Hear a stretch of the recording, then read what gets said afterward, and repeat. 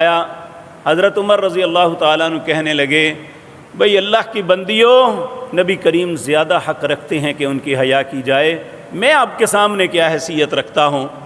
تو نبی کریم نے فرمایا نہیں عمر، تو ایک ایسا شخص ہے، تو جس گلی سے گزرتا ہو تو شیطان سامنے آتا ہوا بھاگ جاتا ہے کہ آج عمر اس گلی سے آ رہا ہے، اس گلی میں شیطان نہیں آ سکتا۔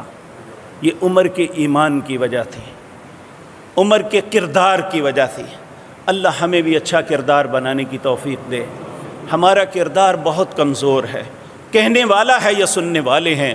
یقین جانیے ہم بہت جلد مات کھا جاتے ہیں، تھوڑی سی بات پہ اس کے بہکاوے میں آ جاتے ہیں۔